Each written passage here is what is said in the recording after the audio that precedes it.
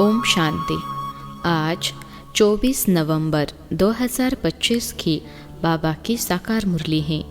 मुरली के महावाक्य हैं, मीठे बच्चे, तुम्हारा यह टाइम बहुत बहुत वैल्यूबल है, इसलिए इसे व्यर्थ मत गवाओ। पात्र को देखकर ज्ञान दान करो। प्रश्न है, गुणों की धारणा भी होती है और चलन भी सुधरती रहे, उसकी सहज विधि क्या है? उत्तर है, जो बाबा ने समझाया है वह दूसरों को समझाओ। ज्ञान धन का दान करो तो गुणों की धारणा भी सहज होती जाएगी, चलन भी सुधरती रहेगी। जिनकी बुद्धि में यह नॉलेज नहीं रहती है, ज्ञान धन का दान नहीं करते, वह है मनहूस, वह मुफ्त अपने को घाटा डालते हैं। गीत है, बचपन के दिन भुला न देना। ओम शांति। मीठे मीठे बच्चों ने गीत सुना, अर्थ तो अच्छी रीति समझा। हम आत्मा हैं और बेहद के बाप के बच्चे हैं, यह भुला न दो। अभी अभी बाप की याद में हर्षित होते हैं, अभी अभी फिर याद भूल जाने से गम में पड़ जाते हैं। अभी अभी जीते हो, अभी अभी मर पड़ते हो, अर्थात अभी अभी बेहद के बाप के बनते हो, अभी अभी फिर जिस्मानी परिवार तरफ चले जाते हो।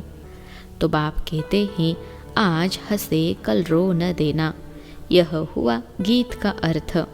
तुम बच्चे जानते हो, बहुत करके मनुष्य शांति के लिए ही धक्का खाते हैं, तीर्थ यात्रा पर जाते हैं।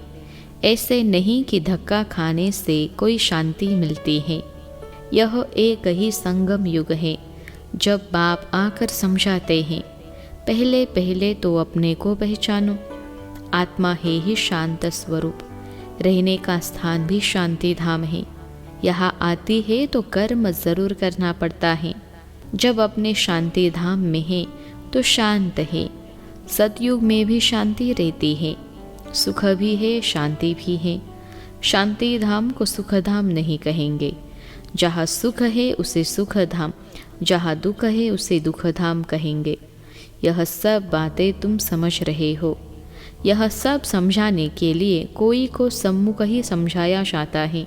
प्रदर्शनी में जब अंदर घुसते हैं तो पहले पहले बाप का ही परिचय देना चाहिए। समझाया जाता है, आत्माओं का बाप एक ही है, वही गीता का भगवान है, बाकी सब आत्माएं हैं।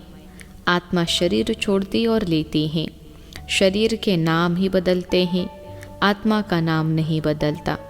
तो तुम बच्चे समझा सकते हो, बेहद के बाप से ही सुख का वर्षा मिलता है।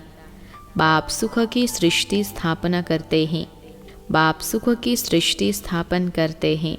बाप दुख की सृष्टि रचे ऐसा तो होता नहीं।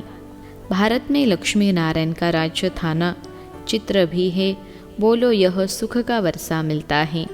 अगर कहे यह तो तुम्हारी कल्पना है तो एकदम छोड़ देना चाहिए। कल्पना समझने वाला कुछ भी समझेगा नहीं। तुम्हारा टाइम तो बहुत वैल्यूबल है। इस सारी दुनिया में तुम्हारे जितना वैल्यूबल टाइम कोई का है नहीं। बड़े बड़े मनुष्यों का टाइम वैल्यूबल होता है। बाप का टाइम कितना वैल्यूबल है। बाप समझा कर क्या से क्या बना देते हैं। तो बाप तुम बच्चों को ही कहते हैं कि तुम अपना वैल्यूबल टाइम मत गवाओ। नॉलेज पात्र को ही देनी है, पात्र को समझाना चाहिए। सब बच्चे तो समझ नहीं सकते, इतनी बुद्धि नहीं जो समझे। पहले पहले बाप का परिचय देना है। जब तक यह नहीं समझते कि हम आत्माओं का बाप शिव हैं, तो आगे कुछ भी नहीं समझ सकेंगे। बहुत प्यार नम्रता से समझाकर रवाना कर देना चाहिए, क्योंकि आसुरी संप्रदाय झगड़ा करने में देरी नहीं करेंगे। गवर्नमेंट स्टूडेंट की कितनी महिमा करती हैं, उनके लिए कितने प्रबंध रखती हैं। कॉलेज के स्टूडेंट ही पहले पहले पत्थर मारना शुरू करते हैं। जोश होता है ना, बूढ़े या माताएं तो पत्थर इतना जोर से लगा न सके। अक्सर करके स्टूडेंट का ही शोर होता है, उनको ही लड़ाई के लिए तैयार करते हैं।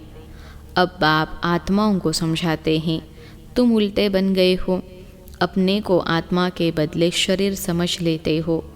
अब बाप तुमको सीधा कर रहे हैं। कितना रात दिन का फर्क हो जाता है।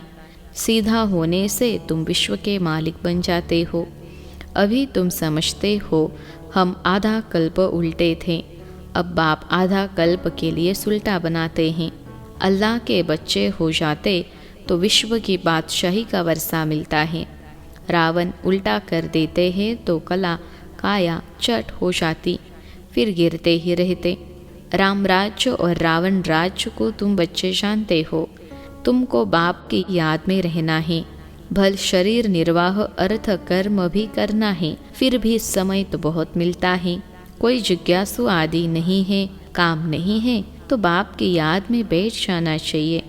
वह तो है अल्पकाल के लिए कमाई और तुम्हारी यह है सदा काल के लिए कमाई।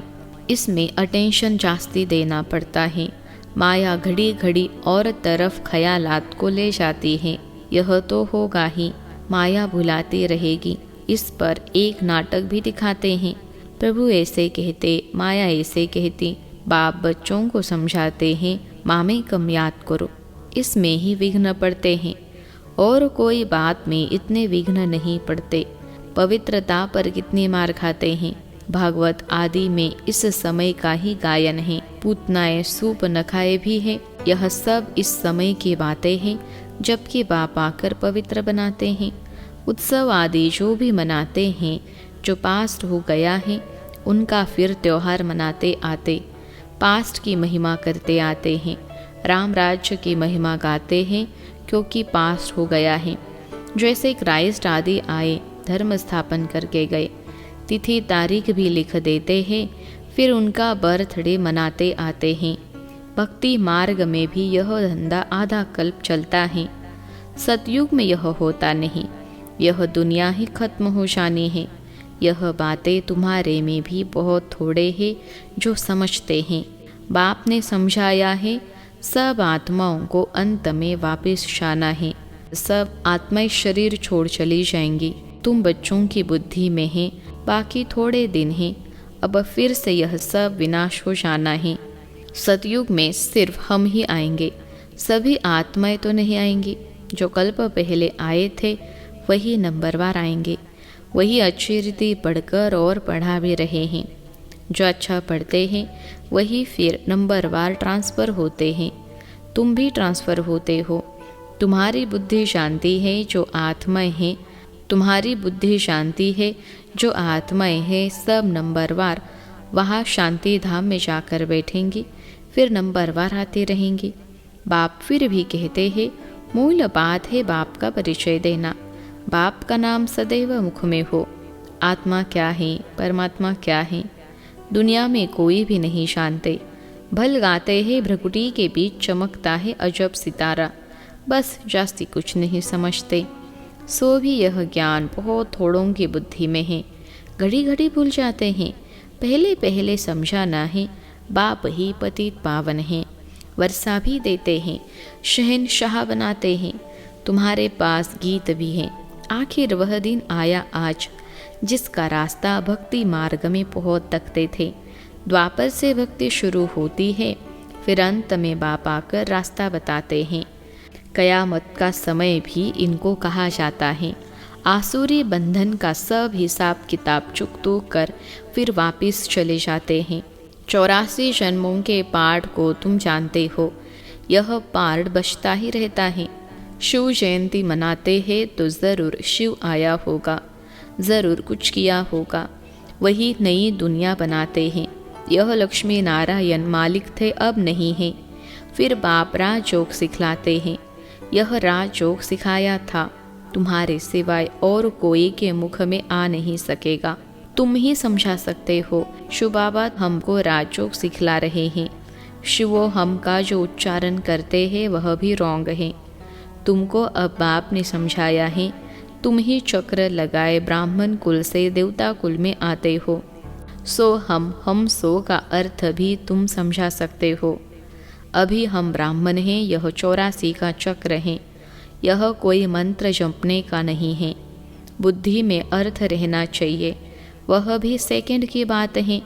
जैसे बीज और झाड़ सेकंड में सारा ध्यान में आ जाता है, वैसे हम सो का राज भी सेकंड में आ जाता है। हम ऐसे चक्र लगाते हैं जिसको स्वदर्शन चक्र भी कहा जाता है।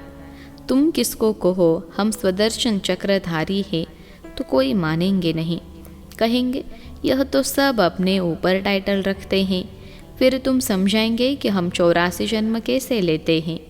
यह चक्र फिरता है, आत्मा को अपने 84 जन्मों का दर्शन होता है। इसको ही स्वदर्शन चक्रधारी कहा जाता है। पहले तो सुनकर चमक जाते हैं, यह फिर क्या गपोड़ा लगाते हैं। जब तुम बाप का परिचय देंगे तो उनको गपोड़ा नहीं लगेगा। बाप को याद करते हैं, गाते भी है बाबा आप आएंगे तो हम वारी जाएंगे, आपको ही याद करेंगे। बाप कहते हैं तुम कहते थे ना, अभी फिर तुमको याद दिलाता हूँ।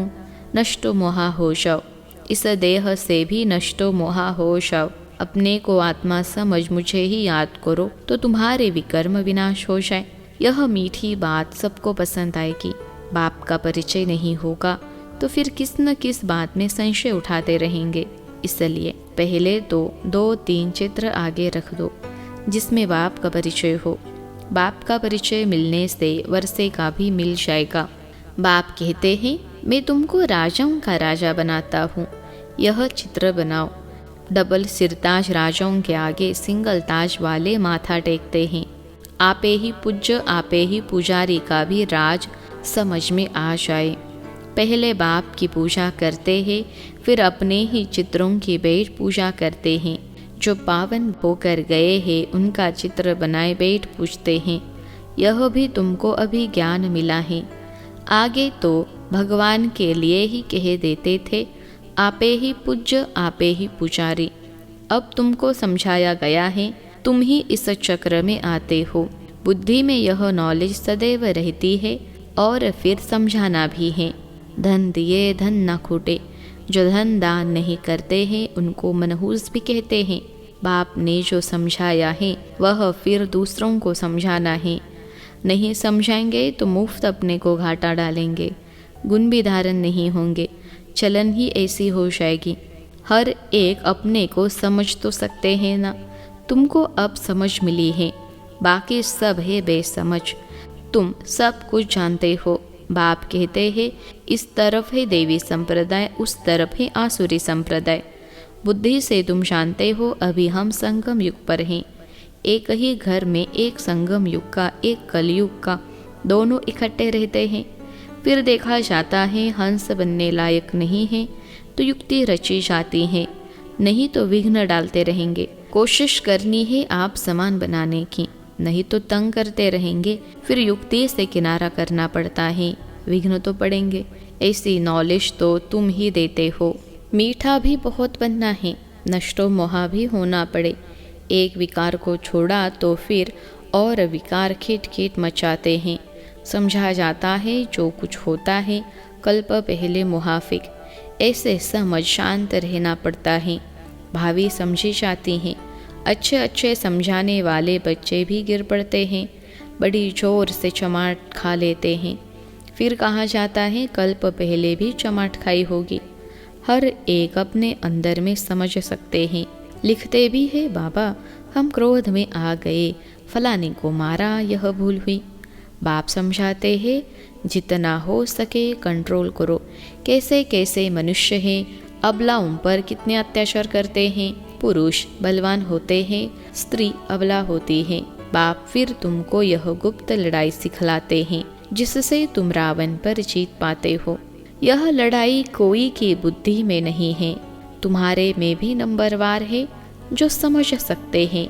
यह है बिल्कुल नई बात, अभी तुम पढ़ रहे हो सुखधाम के लिए। यह भी अभी याद है फिर भूल जाएंगी। मूल बात है ही याद की यात्रा, याद से हम पावन बन जाएंगे। अच्छा, मीठे मीठे सिखलते बच्चों प्रति माता पिता बाप दादा का याद प्यार और गुड मॉर्निंग। रूहानी बाप की रूहानी बच्चों को नमस्ते। हम रूहानी बच्चों के सिखलते रूहानी माता पिता बाप दादा को याद प्यार, गुड मॉर्निंग और नमस्ते। धारणा के लिए मुख्य सार पहली पॉइंट है, कुछ भी होता है तो भावी समझ शांत रहना है, क्रोध नहीं करना है। जितना हो सके अपने आप को कंट्रोल करना है। युक्ति रच आप समान बनाने की कोशिश करनी है। दूसरी पॉइंट है, बहुत प्यार और नम्रता से सबको बाप का परिचय देना है। सबको यही मीठी मीठी बात सुनाओ कि बाप कहते हैं अपने को आत्मा समझ मुझे याद करो, इस देह से नष्टो मोहा हो जाओ। आज का वरदान है, हर आत्मा को भटकने व भिखारीपन से बचाने वाले निष्काम रहम दिल भव। हर आत्मा को भटकने व भिखारीपन से बचाने वाले निष्काम रहम दिल भव। विश्लेषण है, जो बच्चे निष्काम रहम दिल हैं, उनके रहम के संकल्प से अन्य आत्माओं को अपने रूहानी रूप व रूह की मंजिल सेकंड में स्मृति में आ जाएगी। उनके रहम के संकल्प से भिखारी को सर्व खजानों की झलक दिखाई देगी।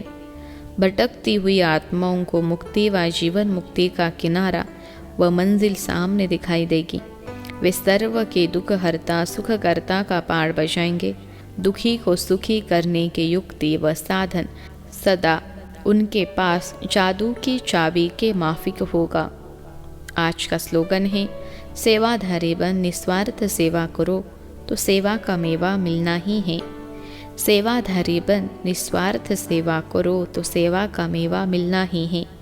अव्यक्त इशारे और शरीरी व विदेही स्थिति का अभ्यास बढ़ाओ। अंत समय में प्रकृति के पांचों ही तत्व अच्छी तरह से हिलाने की कोशिश करेंगे, परंतु विदेही अवस्था की अभ्यासी आत्मा बिल्कुल ऐसा अचल अड़ोल पास वेद ऑनर होगी, जो सब बातें पास हो जाएंगी, लेकिन वह ब्रह्मा बाप के समान पास वेद ऑनर का सबूत देगी। इसके लिए समय निकालकर प्रकृति के पांचों तत्वों की सेवा करते शुभ भावना की सकाश देते रहो। अच्छा, ओम शांति।